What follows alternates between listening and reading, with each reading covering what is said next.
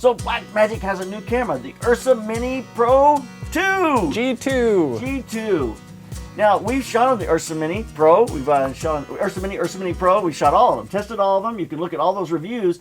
This is a next step up for them, though, and there's some great features on this camera that I can't wait to get a hold of one and to shoot some fun things on it. Yeah, I'm excited. I feel like the URSA Mini Pro was a little bit of an incremental step for them from the URSA Mini 4.6K. This one definitely has some big pluses. The first thing that pops out to me is 120 frames per second in 4.6K, 150 in 4K, and 300 in HD, and 300 in HD. No crop. No crop. And RAW. That's incredible.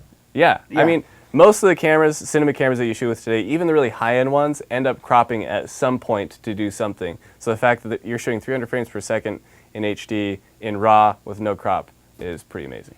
And we've talked about, and we're just talking about that here on set, that you can get an SSD plate on the back of the camera, so you have a lot of storage space there, and it's a lot less expensive. Yeah, because they have the little USB out, so you can just stick your SSD on the back, plug that in, and you're going to save a ton of money because those CFast cards are so expensive. So expensive. Yeah. Compared to an SSD card, I mean, it's like... Oh, so you get like 5-8 times the storage. Yeah. Yeah. That's a great way to go. That's a great thing to adapt to, and that's one of the reasons. I think this is going to be a great camera for that reason. So it's 4.6K. I mean, it's really interesting to me. Everything's going to be into the 8K eventually. Yeah, eventually. I hope it settles at 6K because, you know, at some point it just gets a little crazy. But anyways, 4.6K here. It has interchangeable lens mounts, which is really great. You can get EF, PL, B4 for broadcast lenses, or interestingly enough, a Nikon F mount. F mount, Nikkor lenses, here we come! 2, 4, 6 stop ND filter. I'm a little disappointed they don't have something heavier in there. So I feel like I always need an 8 stop, or 10 might be a little excessive, but 8 at least. 8. Come on. I don't know. I'm a baby. Even on the C200, I'm going, give us 1-stop increments, man. Yeah. I would love that. I really would, because I feel like there's such big jumps there, and sometimes I'm going, I just need to nudge this thing, and I don't want it to go 2 stops. So yeah, I want 1 through 10. That's what I want.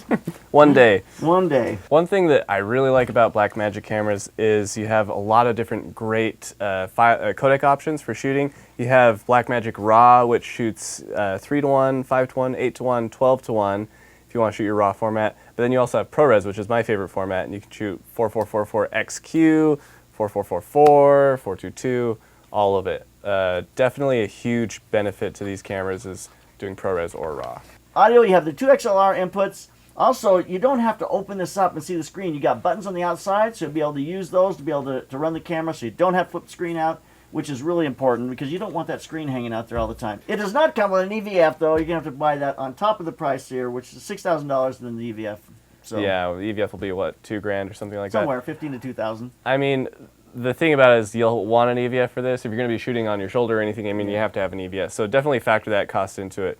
I will say what I always say when we talk about Blackmagic cameras, and that is this camera looks phenomenal on paper, and I'm excited to see if it holds up in the field because there have been some quality control issues in the past, but if they can get past that, they'll just knock out all the competition. They will. Yeah. You know, they have a great picture, they've got great outputs, but a lot of times there's the moire and some of the issues that they have faced. There's been really a problem for Blackmagic, and that's something that'll be really interesting to see this.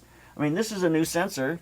It'll be interesting to see how they've handled that. I've had friends who've owned, you know, URSA Minis and stuff, and they'll have to send their camera back a couple times to get it fixed. It's kind of obnoxious, but at the same time, you're paying such a cheap price for all these features.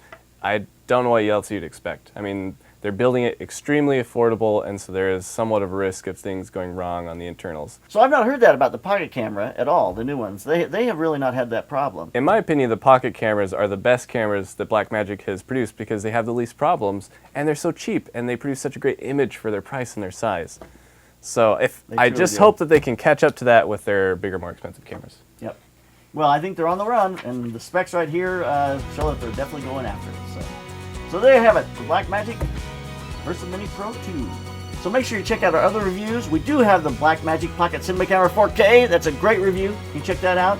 And other things about the specs that are coming out in the next little while here. So stay tuned to the Slanted Lens and keep those cameras rolling. And keep on clicking.